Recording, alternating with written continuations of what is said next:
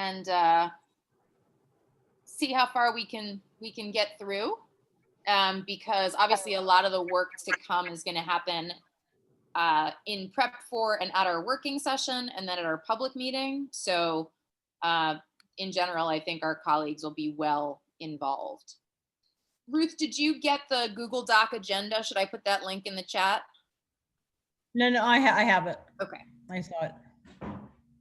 We don't actually have to go over the work plan. I'll admit that I don't think much has changed on there.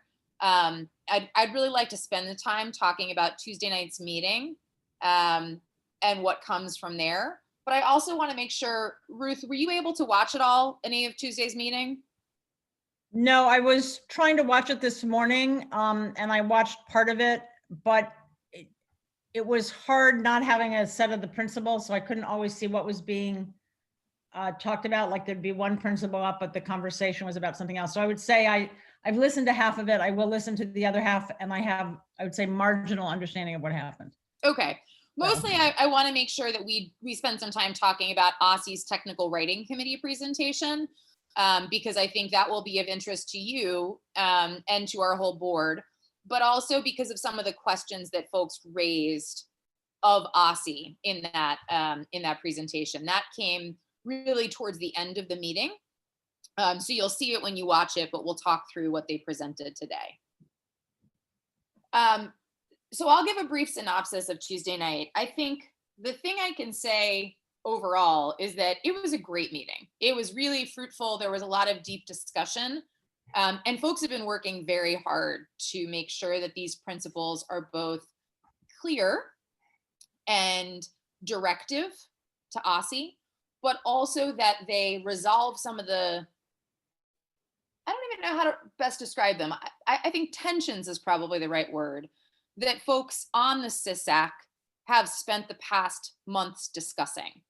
I do not, and Alex and John Paul and Caitlin, you can correct me if this is, if you think otherwise, but there are not real big points of contention among the members of the SISAC.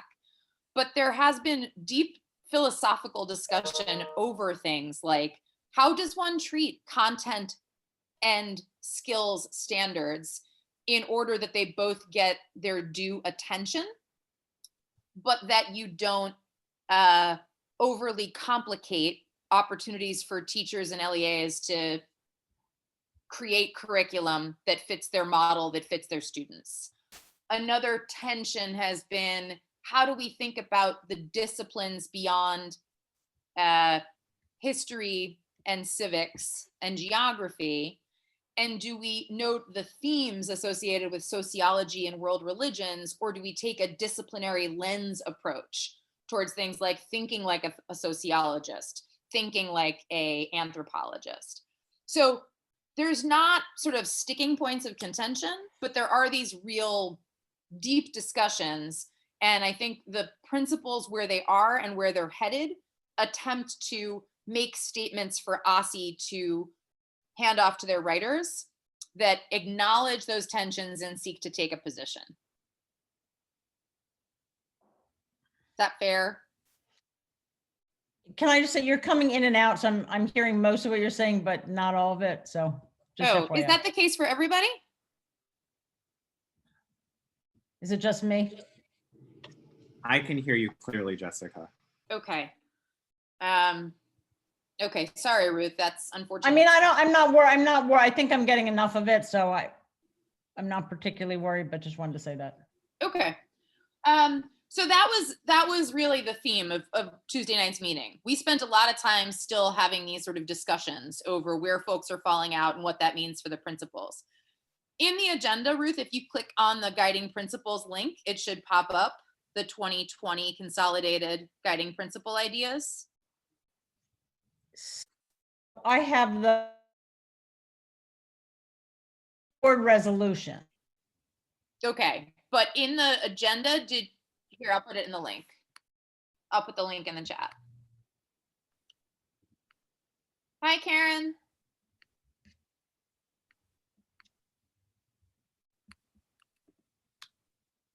Okay, in the chat, Ruth, you should see this Google Doc.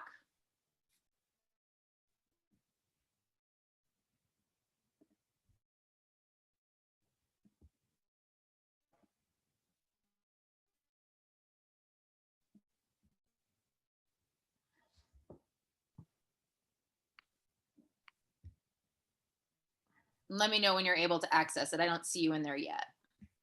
Got it. Okay. Yeah, now I see it. Okay.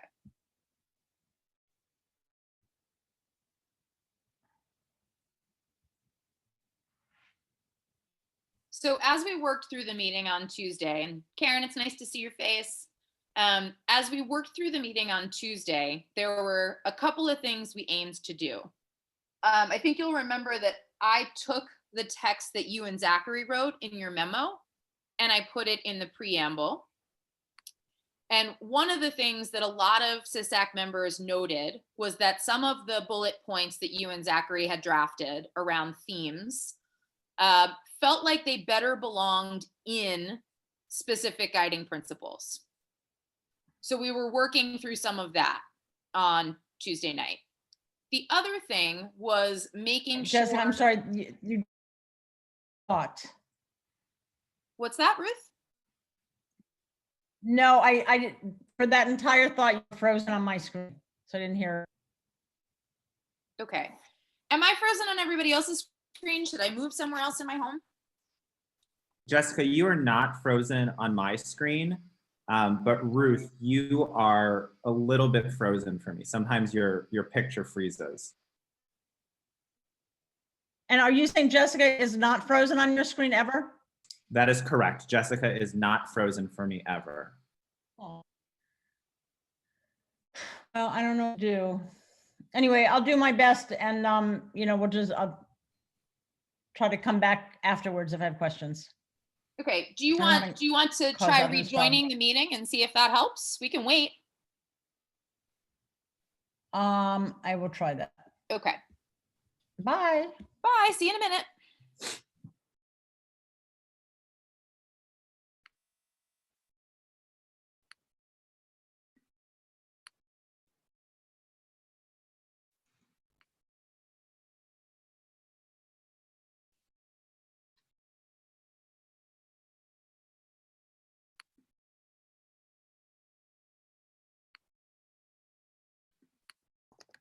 While we're waiting, did you all see that the WTU has reached a tentative agreement with DC Public Schools? I did not see that. I did not. Harry Stein has a new piece that was posted just around 10 a.m. I will have to look at that. Yeah, worth taking a look.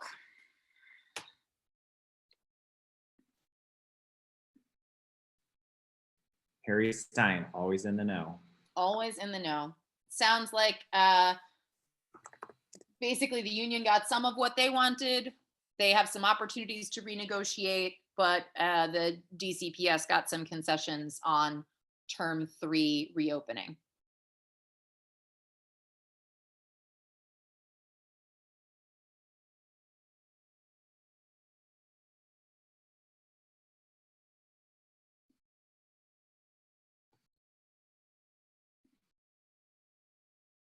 Oh, and we got our first response from Scott Abbott on the CISAC email.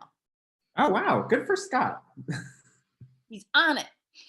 Maybe because he doesn't have to worry about a term 2 reopening. It's possible. He has Suddenly he had more time.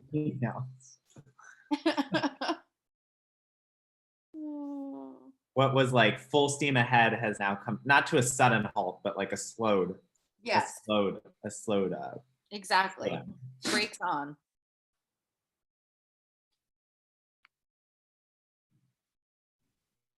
Okay, well, we'll see.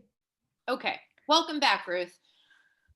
Okay, so in the guiding principles document, in the preamble, I had put in the text that you and Zachary wrote as a memo.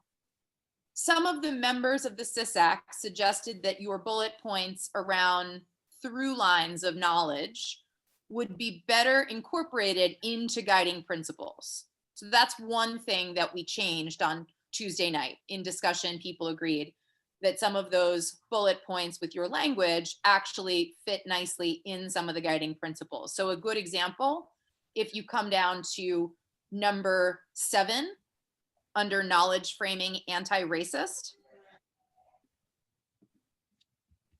you'll see your language around the explicit ongoing thread on the history of African Americans. It's in the second paragraph.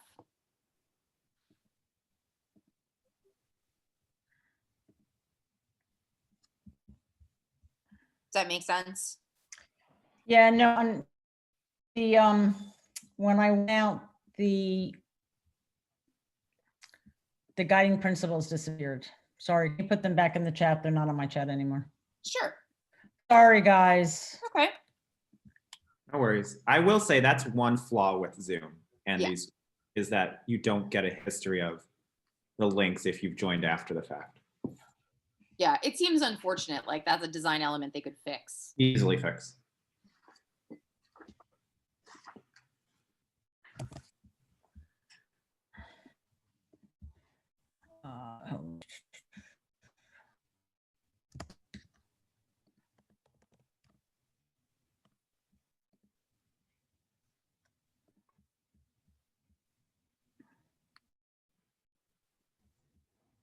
So in number 7. Okay, the sorry, I'm set up. Cool. So number So 7. your point is that some of the language is now in the guiding principles. That's right. Okay. So that's one All change. right, I've got that everything happened. up here now, so hopefully. Okay, that's one change that happened Tuesday night. The other thing that happened Tuesday night is that we went through the various places where there was not yet consensus, and we tried to get to consensus. We did a ranking of the principles to get people's priorities more clear. We also figured out ways to incorporate some of the guiding principles into one another so that we were not repetitive, and other places where the guiding principles might actually be better sort of statements of philosophy and changed into the preamble. A good example of that latter is number 17. Number 17 was a statement from the CISAC that they wanted the technical writing committee to be reflective of the DC student population. So we shouldn't have white people writing about Black history. We should also aim to have Black people making sure that they're present for the way in which Black history is framed. Well, you know what? I'm gonna call in because I'm missing too much. So you can keep going, but I'm just gonna do that. See if Okay, that will help. we'll wait.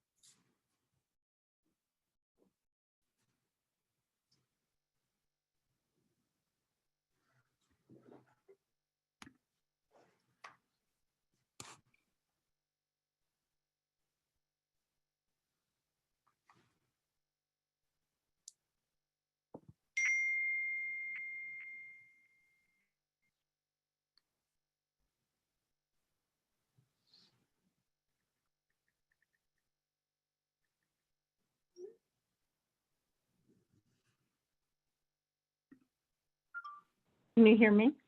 Yes. All right.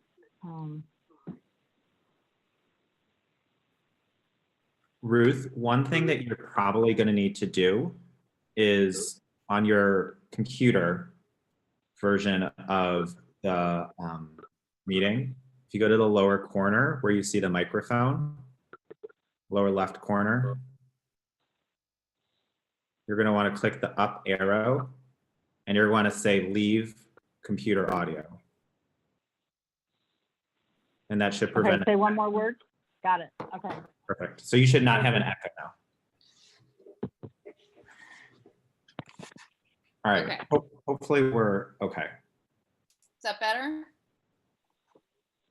Yeah, Okay. Okay, so we talked about moving the bullets from the preamble into the guiding principles. The other thing I was saying, Ruth, that we did was we moved some of the guiding principle language around a little bit. Some of them we combined. So a good example is we got rid of number 5 and we put the elements of number 5 into this open question 1 that is below it. You'll see all that listed in the notes. The other thing we did was we moved things like number 17, where the SISAC had wanted to make sure that the writing committee assembled by OSSI would be representative of the students of DC. We moved that statement up to the preamble and took it out as a guiding principle.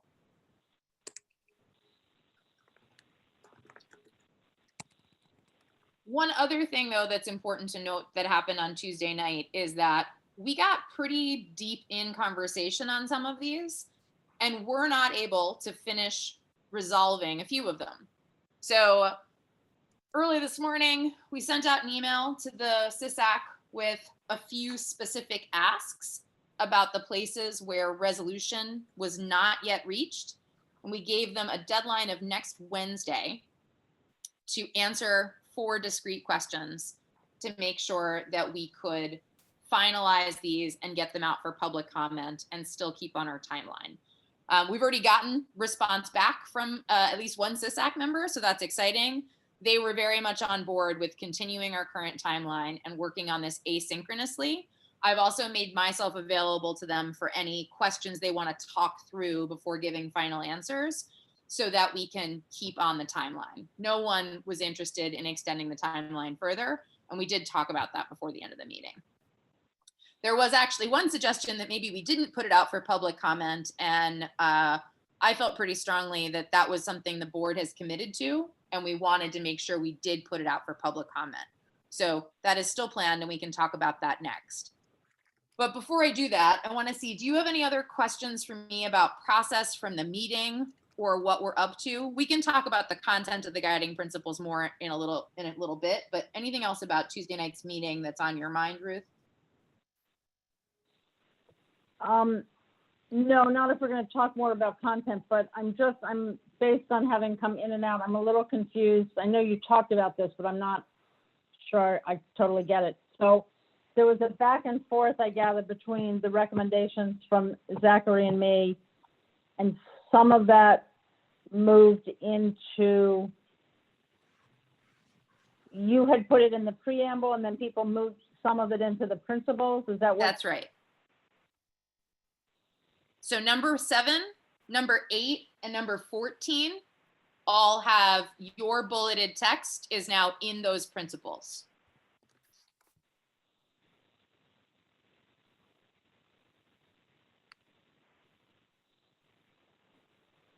Okay. And the sentences are all like, they all read pretty similarly in that I think in 7 and 8, I use the same basic starting, incorporating an explicit ongoing thread, will facilitate this shift. And then I think 14 is framed just a little bit differently. Okay, I'll go back and look. All right. Okay. The other thing to know, and we'll talk about this when we get to the resolution, is that the SISAC liked your text, right? They didn't read it and say, we don't like this. They read it and said, we think this belongs in the substance of the guiding principles. But because this is their document, we wanted to make sure that we could honor the way they want to make it present, but also that the text you and Zachary provided should feature prominently in our document, our resolution, because that is ours to frame as we want it to. And that all makes sense. That all Okay. sounds fine.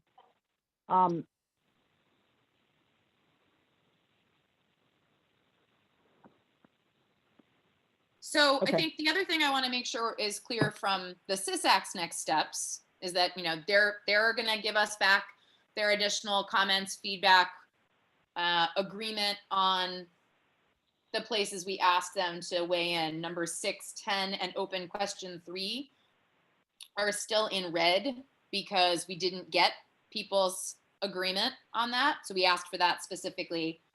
I made substantial revisions to open question 1 and open question 2, and then guiding principle 24 is new because that had also been language in the preamble that I moved down to be specifically around this global knowledge framing piece. So they're going to do all that, but for public comment, we are asking the public to basically fill out a similar ranking scale to what we asked the SISAC to do on Tuesday night. And Alex, do you happen to have that link handy? Could we drop that in the chat for folks too?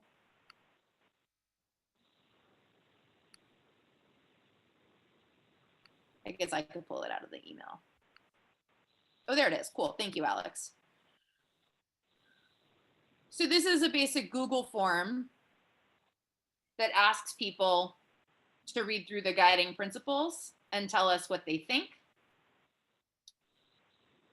And we're keeping it pretty high level so that 1, folks can fill it out quickly, and 2, we can compile the feedback quickly. But then we have left a place for people to provide additional questions or comments at the bottom. And the plan right now is to send that out for public comment. What is, Alex, I'm looking back at the dates again, next Friday?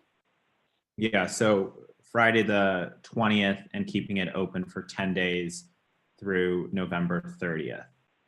And in addition to what Jessica said, the plan is to have a kind of more formal press release that will go out from the state board to our listservs, basically calling for public comment, as any government agency might do on something like this. So just FYI, I'm just having a lot of internet problems, and it's one thing, just FYI for anybody, it's weird. I think because I have internet problems, and sometimes using my hotspot, and sometimes some things come up on the hotspot and some things only come up on the, hardwired internet. Anyway, I can't get the Google Doc, but I will somehow look at it afterwards. Okay.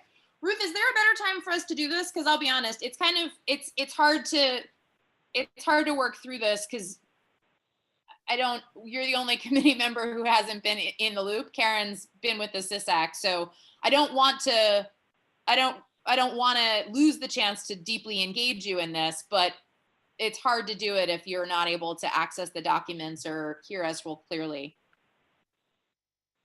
I mean, I can get I can, after this is all over, or if we hang up now, I can get I can pull down these different documents and look at them, and you and I can talk later, or I could just look at them if that's better.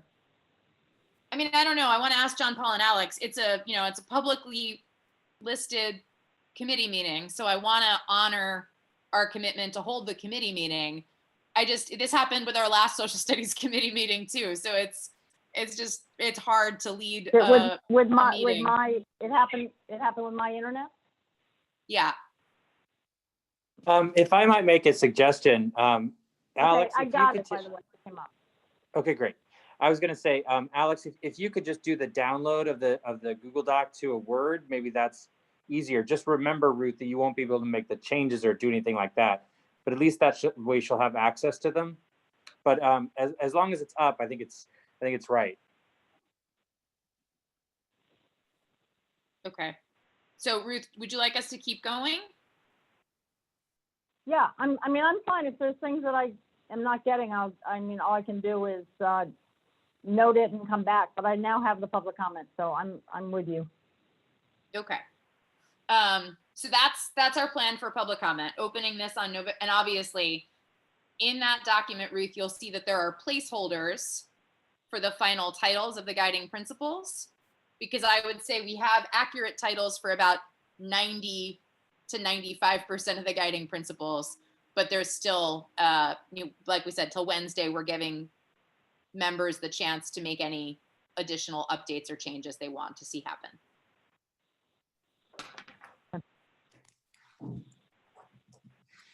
Okay, so we talked through, okay. Yeah, and it looks good to have let them comment on the particular principles. I like that. Yeah, I think that was of importance to the SISAC as well, that folks really get to weigh in on all of it.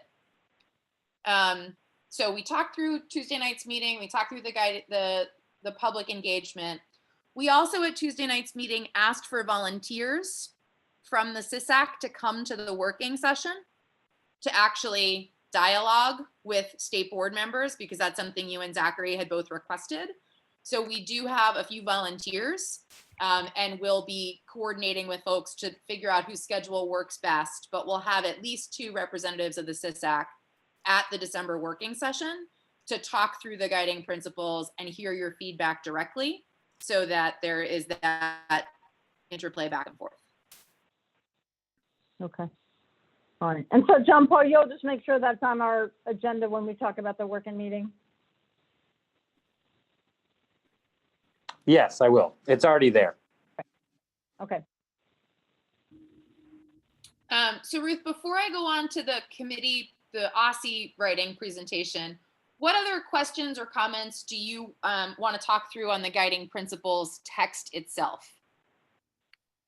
I don't know. I have to go back and look at them. I mean, I wasn't able to read them before. So I will read them soon after and make any comments. I can't do it on the spot.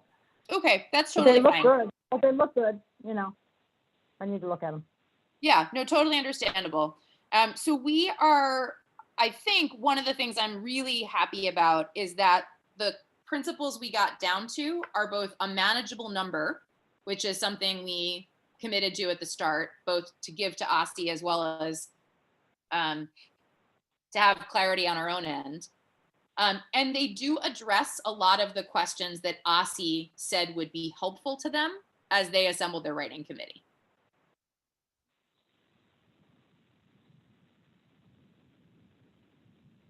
Okay. So speaking about the writing committee, I want to give you the deck that we shared with the SISAC. And Alex, maybe the best way to do that then is just to share it, like to email it to Ruth, but it's in Simbly as well, right? Yeah. Or do you want me to screen share my screen right now and you could walk through it? Yeah, would you So- mind doing that? That would be Yeah. great. You can see it. Yeah, let me just open it or find it. Give me a couple seconds. And then after the fact, I can send it. Okay. So Ruth, I'll just voice over while Alex is getting ready to screen share. OSSI walked through their plan to assemble this writing committee. They're starting in mid-December, planning to assemble by mid-January, planning to begin in February. The thing that I think was the biggest question SISAC members had in response to OSSI's process is the time commitment. And the way that time is described by OSSI in the presentation, you'll see that it is a significant number of hours per week, and that's how it is described. It's not described as like a big set of time in the summer or some weekend sessions. It's just spread out over weeks, which alarmed, I think, a lot of folks who are current teachers about whether they themselves or people like them would be able to reasonably participate. And the second piece is that there is no expectation of compensation for teachers doing this work.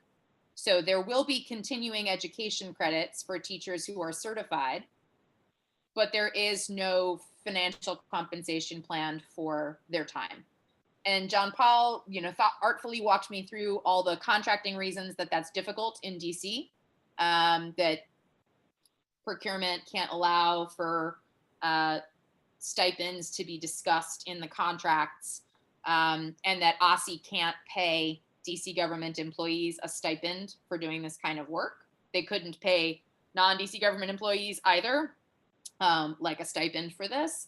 So there's real concern from the SISAC members that this may hamper OSSI's ability to get the kind of people they want to do this work. So Alex, if you go through the next slide to the next one. But can I just ask, so in other words, the way these contracting rules are affecting it is nobody can be compensated for participation. So it's a volunteer group And then presumably staff at Aussie is then the only people paid to actually undertake it. Is that? That I think is right from the way Aussie describes it. Yeah.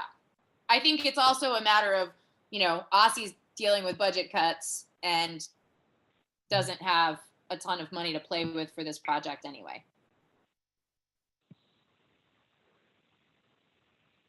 So this is how they describe the process. They're looking for 30 to 35 people, mostly K-12 teachers, starting in February, going through August. And they'll assign people to particular grade bands. So they're looking for folks all across the spectrum. If you go ahead, one more slide, Alex.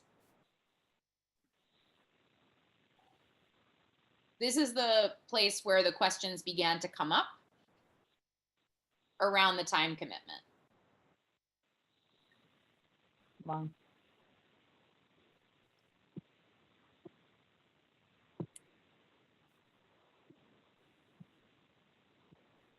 If you go forward one more, Alex, I think the next one is the timeline piece. Hey, wait, before you go forward, Jessica, the very first one talked about, I think can you go back one more?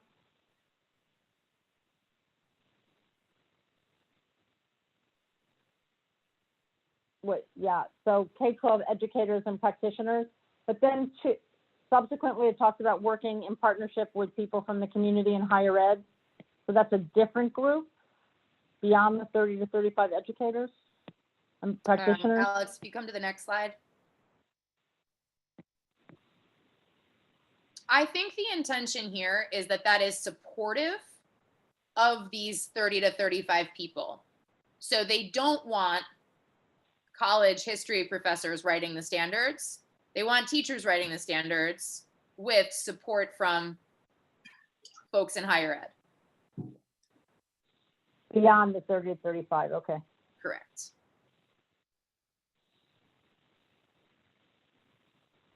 Okay, thanks. And if you go to the next slide, this is the timeline that they lay out.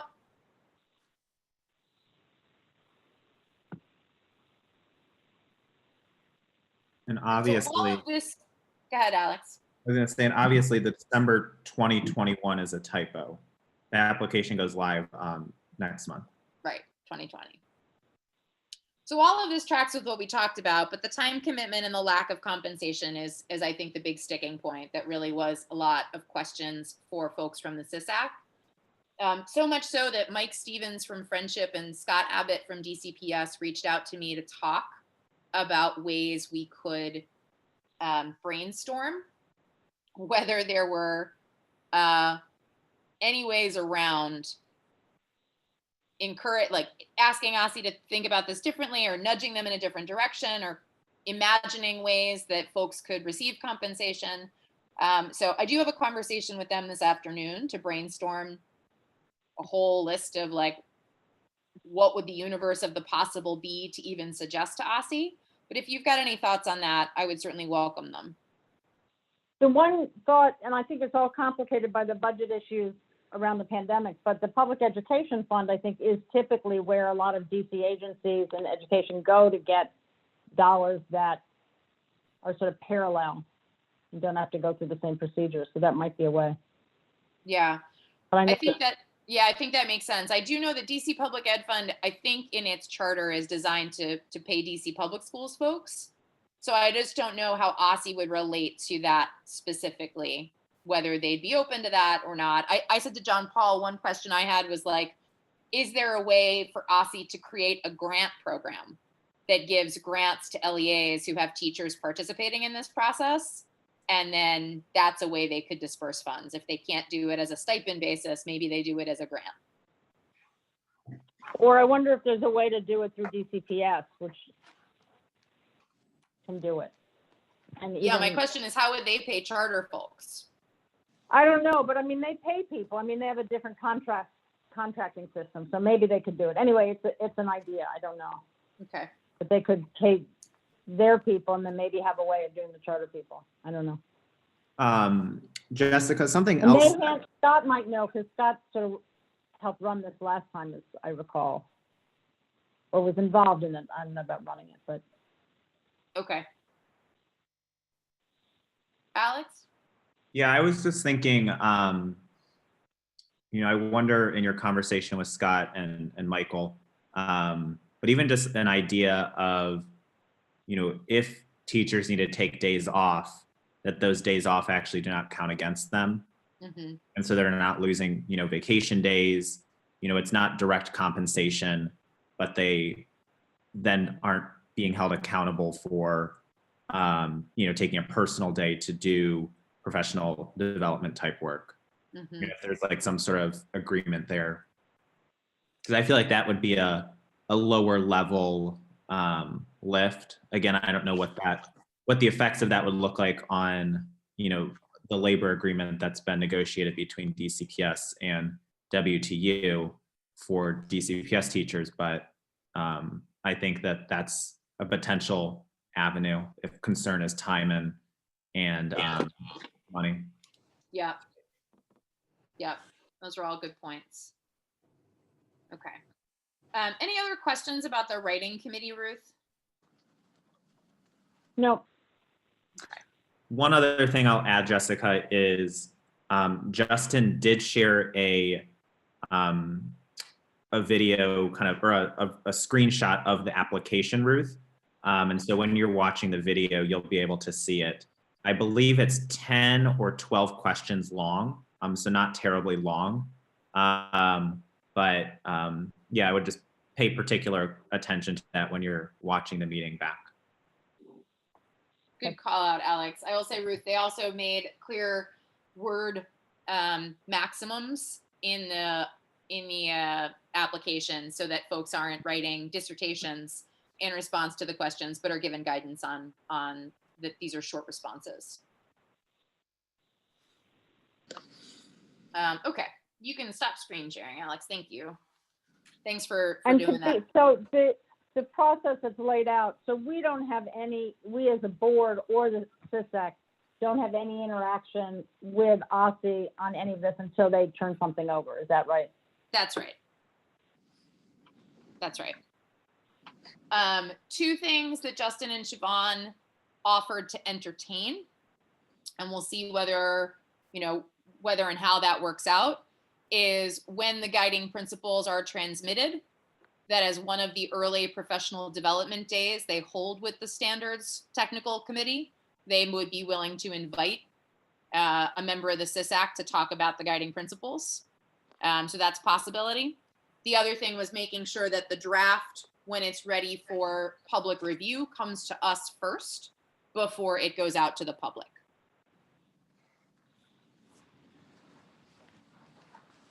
And just one more thing on the writing committee or that process. So they explain how they're going to choose people for the writing committee. Am I right to assume that in terms of the higher ed and community partners, they're just going to pick people? There's no process on that?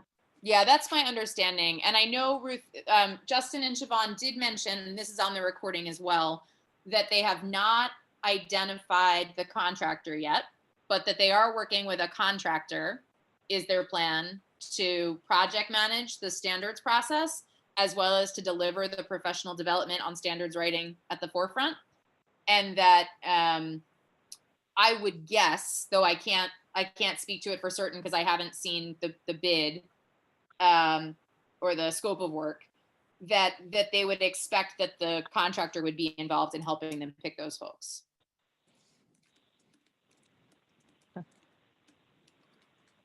Because they did say that one of the elements of the scope of work, Siobhan specifically mentioned this in response to someone's question, that one of the elements was folks with experience in anti-racist education and culturally responsive education.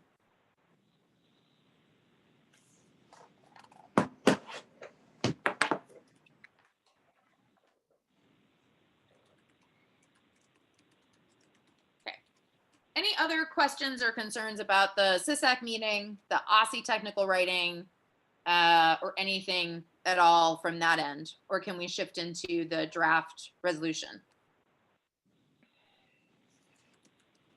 Okay, by me. All right. Okay, so thank you to Alex and John Paul for working on this first cut at the draft resolution. Just clicked to open it and I don't know where it went. There it is. So the intention here is to both capture sort of the process that we went through to get to these guiding principles, as well as to make sure that language reflective of the kinds of comments you and Zachary put together and things that we've talked about as a board are in this resolution, and that the guiding principles that the SISAC lands on, plus our feedback, plus the public feedback that gets incorporated, would be attached to this. Is that right, Alex and John Paul?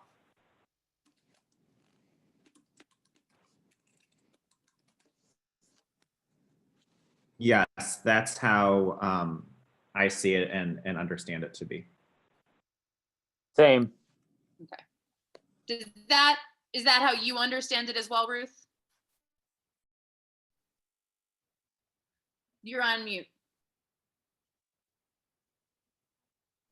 I understand that's what's being proposed. So my only question on that is, in terms of, I don't know, statutory authority or whatever, is there any distinction between what's in the resolution versus what's in the principles? Or in the end, OSSI can choose to follow it how it chooses, and then at the end of the game, at the end of the day, we choose how we're gonna regard it? Is that? Well, so here's how I read it. And that the first "now therefore be it resolved" clause states that the state board adopts the guiding principles submitted by the SISAC and approves their submission to the Office of the State Superintendent. So that, as I understand it, what we attach to the resolution is what we are asking OSSI to use.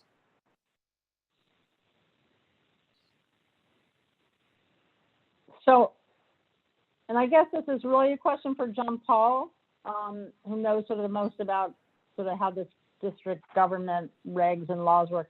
I mean, does that give the statement of principles more or less significance than the board resolution, or they're the same? It's the same in that both are advisory, right? We're advising the state superintendent to do something. And, you know, OSSI in our discussions with them on this full process have agreed that the guiding principles would be very helpful in terms of how to do that. And we crafted the language for the resolution to match very closely with what the guiding principles said, including using some of the same exact language, so that there would be an opportunity first for members to vote on the resolution with the specific language, but also to endorse the all of the wording from the guiding principles without it being a 40-page resolution. Right. And then from the point of view of OSSI or any legality, and maybe if it's all advisory, it really, it's all a bit vague, but insofar as it is advisory, the fact that something is in the resolution but not the principles, or vice versa, does it alter how either is taken? No, not really. You know, they're like I said, OSSI doesn't have to listen to anything that we do other than when we vote things up and down on regulations. So, you know, we can put forward everything that we think is appropriate, and they have agreed and generally do follow sort of what we say in our advisements, but they're under no legal obligation to do it specifically. Right, and we're under no legal obligation to approve what they give us. So the idea is to just make sure we're being super clear about what is important to us. Exactly. So I just want to make sure that insofar as some stuff is in one document and some stuff is in another document, that they are regarded equally. Anyway, I'll look at both documents with that in mind. By the way, Okay. did my picture disappear from you all? Yes. But we Okay, can well, still hear you clearly. Yes, and I can hear you, so that's Okay. fine. Here's the thing that I want to make sure that I understand, Ruth, just so that we go into the next few weeks with this as a common understanding. Is there anything in particular that you are worried about appearing in the guiding principles and not in the resolution, or vice versa? No, I haven't read the guiding principles, so I don't know. So I'm 2 weeks or 3 weeks behind on what that says. I just don't know. So the general answer is no, and the specific answer is I don't know because I haven't looked at them yet, because I just got Okay. them. But I'm hoping to, if nothing, else happens, I'm hoping to look at them today. Okay. And Because one thing I do hope, my only experience with this so far is when we adopted the final report from the ESSA task force, that we had a resolution that went with that, but we did not wordsmith the ESSA task force report in adopting our resolution, because we acknowledged that the work of the ESSA task force, now I know that ESSA task force is different than the SISAC, but we as a board were asked to say, this is what the ESSA task force has said and we are advancing it. And we assembled this ESSA task force and, facilitated it. And this is what they have recommended and this is what we're sending. So what I really hope doesn't happen for the public integrity of the process is that I hope we don't get into the level of detail of wording differences, or one guiding principle being there that maybe 7 of the board members like, but 9 don't like. I just hope we can advance what the SISAC lands on that's been so publicly discussed, vigorously debated, included with public comment, et cetera, along with a resolution that clearly states what we think. Does that make sense? it totally makes sense, and I certainly don't intend to be involved in, whatever you described, line edits. But I will also say that my view of the board is a little different, and it has always been different, which is in the end, these are advisory commissions to us. We should take them super seriously, but we also have an obligation to review and offer, review them in the context of our own understandings and respond accordingly. So I don't view it as we should just pass it exactly as it is. I think they've done a great job. I don't have any reason to think there's going to be any big differences, but just to be clear on that. Yeah, I guess I would ask, as the person who's been working with the SISAC and really, really impressed by the effort and dedication folks have given to this, that we do provide that feedback, but that we provide it to them on December 2nd at our working session, so that we give them an opportunity to say to their colleagues, the board has provided the following pieces of feedback that they hope will incorporate it into our guiding principles. And then they can decide yes or no. And if they decide no, that certainly leaves us in a different place. But it gives them the chance to incorporate it rather than doing it on the back end. Yeah, that's sort of how we've talked about it in the past. So I agree with that. Okay, great. That I appreciate that. I think that would go a long way towards continuing to make the SISAC feel that we're taking them as seriously as they have taken this work. Yeah, no, and I want to be clear. I take them totally seriously. I also think we're in different roles and so have ultimately different responsibilities, and that's all. But I think the way we're setting up the process creates the right conversation between the two bodies. Yeah. I guess, Ruth, I still feel like I worry that I'm missing something you're implying but not stating. That when you say there are different responsibilities or different roles, that there's something you want in these principles that you are concerned will not be there. I put forward those ideas, and now I want to see what it is. So the difference is one is a body that we convene, and at the same time, we are an elected board with a certain, responsibility to approve or not approve the whole thing. And I have never thought that we should take task forces as the be all end all. I don't think that's right. And that's all. It's nothing more or less than that. I think that we should do everything we can to engage with the task forces. As you know, I had hoped that the task force would be more combined. It's fine that it wasn't. So I just think that there needs to be, we want to have the right kind of conversations between the two, and the right kind of communications about ideas between the two. And I think that we have so far. So Good. Okay, that's and good to hear. we're very close, and we're very close to the end, and they've done a great job. So. Great. That's good to hear. So last point then is just making sure that we are in agreement on the process for the working session and for the public meeting, so that we have sort of adequate time for these pieces of the work. So I know typically the social studies gives a committee report, and it's typically towards the end of our working session. I don't know where the agenda is for the working session at this point in terms of framing, but I guess I would hope that we might consider this an agenda item separate from committee reports, and then we could skip a social studies committee report, so that we could invite the members from the SISAC to engage in some dialogue and back and forth, maybe in more of the body of the meeting where we've typically done such discussions. Is that agreeable? Sounds good to me. Okay, great. And then would forego a social studies committee report because that would be the report.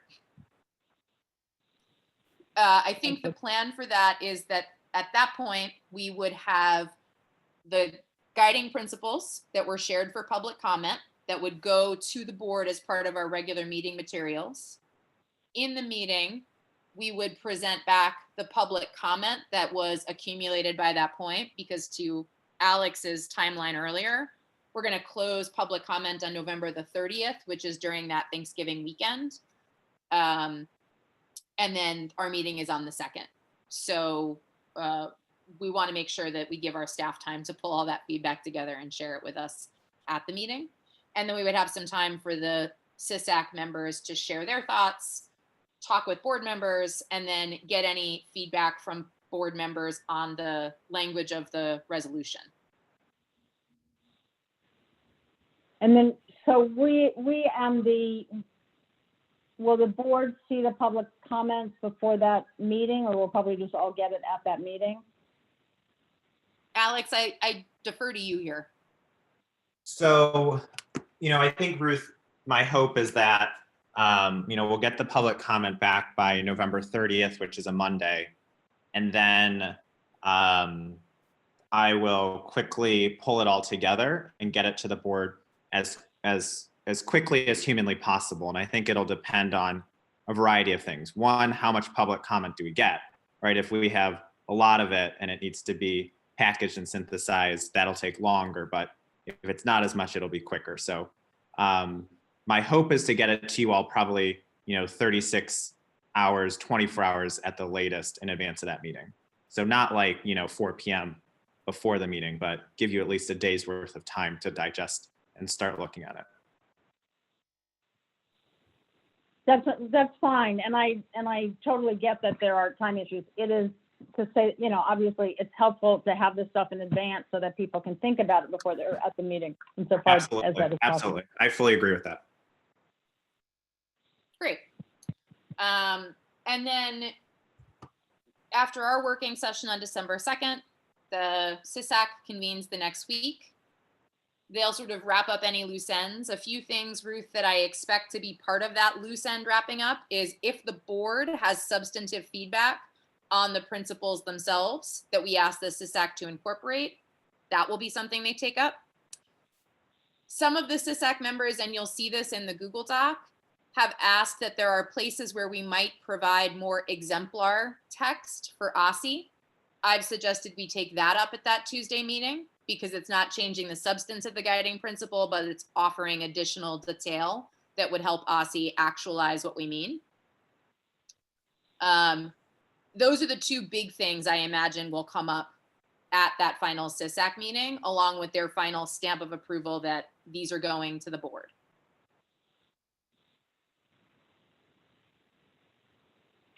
So the exemplars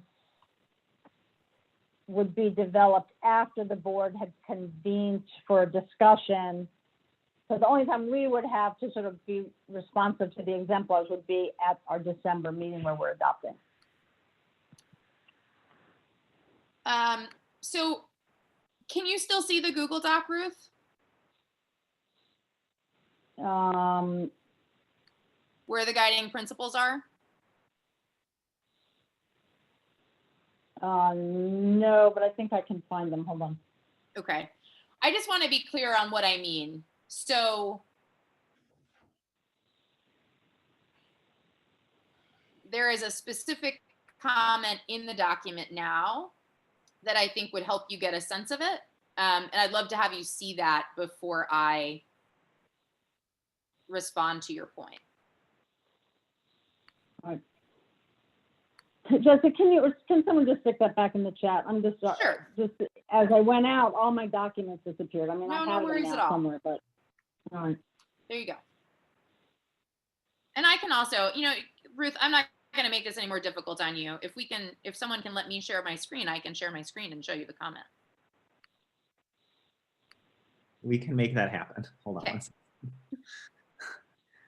I don't want to make anything more complicated on Ruth's birthday, which is also already Friday the 13th. Keep it simple. Okay. So Ruth, can you see my screen now? Yeah.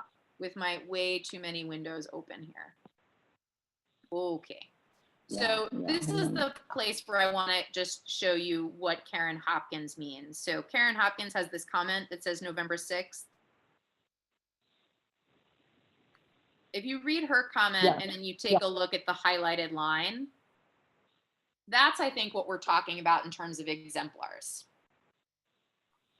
Yeah, no, I get that. I'm just trying to process what's happening. I get it. Yeah. And so another example that's already in the document now is for the first one, for fewer, clearer, higher. It was suggested that we reference the National Council of Teachers of Mathematics and the major work of the grade idea from the Common Core. I think Karen's concern, and Karen has been particularly thoughtful in giving us strong feedback in this document, is that we have some of those somewhere, but not all of those for all of them. And I think that's our hope, is that in places where we don't have that feedback, could we make sure that OSSI has it so that there's no question? I can certainly ask SISAC members to give us ideas before their meeting. I imagine we'll ask them to do that in prep for that meeting. I just am trying to balance how much we're asking them to do right now, since we want them to clarify. And I'll also add, Jessica, I think this was before the third or after the third meeting, but before the fourth meeting. Oh, right. We asked the SEC members to complete individual worksheets around the guiding principles. Those are publicly accessible. Anybody can look at them. And in those worksheets, members actually provided exemplars and non-exemplars for guiding principle content. And so it is likely that many of those exemplars and non-exemplars have already been put out there, and that they will just be kind of pulled back into the document at this final time. That's a good point, Alex. Thanks for reminding me of the wealth of knowledge we already have from the SISAC. And those comments, Alex, those aren't on some previous thing that I can look at, just because I'm interested. I mean, I'm not trying to necessarily raise anything. No, Ruth, they're available. And when I send out the notes from this meeting, as well as like the OSSI slide deck, I can share the link that has the folder of all those worksheets. And you can look at all the members' comments and hopefully see in like reading an individual worksheet how things have been pulled together to create a unified document, as well as these exemplars. I think we wanted to, as Jessica noted, we wanted to get to a place where the guiding principle language was clear and concise and in a right place before we pulled the exemplars back in. So No, that makes perfect sense. Yeah. And I appreciate, Alex, you reminding us that already exists and is in the folders. So thanks for sharing that in the notes. So Ruth, I think all of that goes to what I'm hoping means that at our meeting, our public meeting in December, we really will just vote on the resolution with the guiding principles attached. That by that point, the board will have seen the guiding principles in prep for the working session. They'll have had dialogue with the SISAC. After the SISAC gives their sort of final stamp on December 10th, we can share it to the entire board. And then folks can use the time between December 10th and what is it, the 17th, 16th, 18th? What's our meeting? I can't keep track of dates anymore. Can use the time before our public meeting to have any discussion that they need around the language in the resolution, like we would for most resolutions. But my hope is that it'll be small discussion, not major discussion.